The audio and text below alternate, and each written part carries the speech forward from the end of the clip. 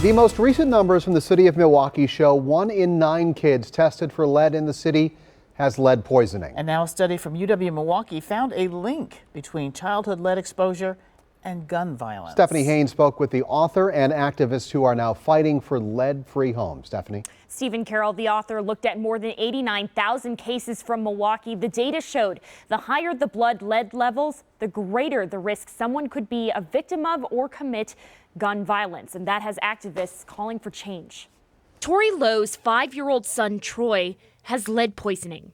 I just pray that, he doesn't fall into some of the negative statistics about being lead poisoned. So what I do is I know that I'm going to prepare to just be able to be available for him probably for the rest of my life. Now Lowe has this to consider. A UW-Milwaukee study found a correlation between childhood lead exposure and gun violence later in life.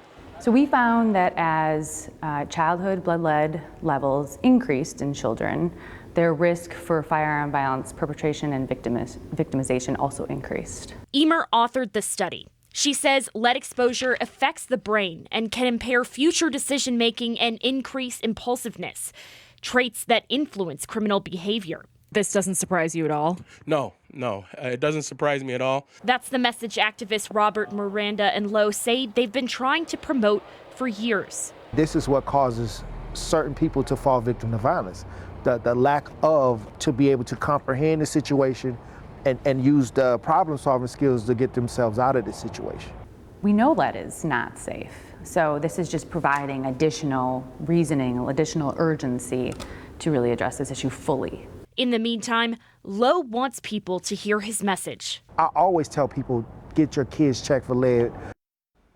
Many people are concerned about lead pipes, but the city contends lead paint and lead dust inside homes is the greatest cause of lead poisoning. Stephen Carroll. Very important for people to remember that. Get your kids tested. Thank you, Stephanie.